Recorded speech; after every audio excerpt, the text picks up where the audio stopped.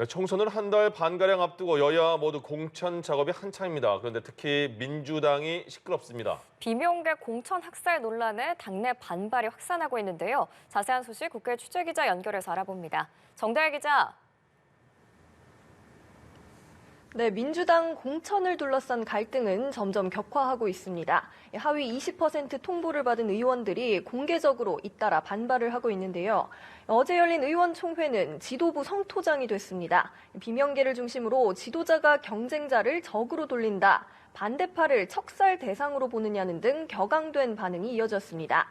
정세균, 김부겸 두 전직 총리도 나서서 최근 논란에 대해 심각한 우려의 뜻을 밝혔는데요.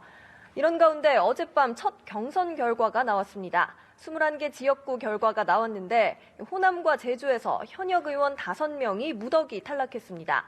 현역이 탈락한 자리에 일부 친명계 인사가 포함되며 계파 갈등으로 이어질 가능성이 있습니다.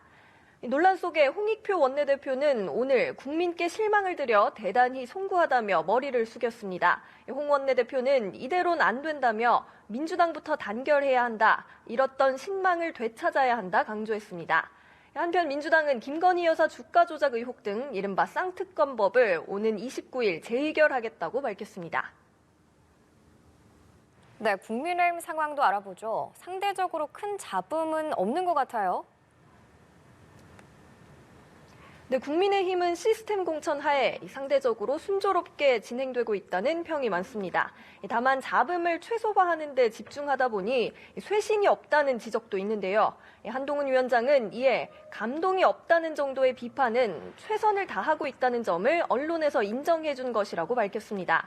그러면서 민주당을 겨냥해 이재명 대표의 사심 가득 찬 대장동식 공천과 명백하게 비교된다고 주장했습니다.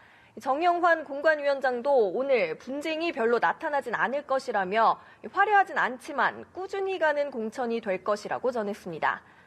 다만 진짜 시작은 컷오프 이후부터란 전망도 있습니다. 하위 10% 윤곽이 조금씩 드러나면서 당내에선 지역구 현역의 첫 반발 목소리가 나왔습니다. 컷오프 대상자로 거론된 이명수 의원은 어제 정치적 모멸이라며 경선 기회라도 달라고 밝혔습니다. 이미 공천에서 탈락한 원외 예비 후보들의 집단 행동도 이어지고 있습니다. 이의 신청이 속출하는 가운데 영남권에선 낙천자들이 무소속 연대까지 시사했습니다. 한편 공관위는 어제 경기 고양정의 김현아 전 의원을 단수 공천하기로 했지만 당 비대위는 정치자금법 위반 수사 등을 이유로 의결을 보류하고 공관위에 다시 논의할 것을 요구했습니다. 지금까지 국회에서 전해드렸습니다.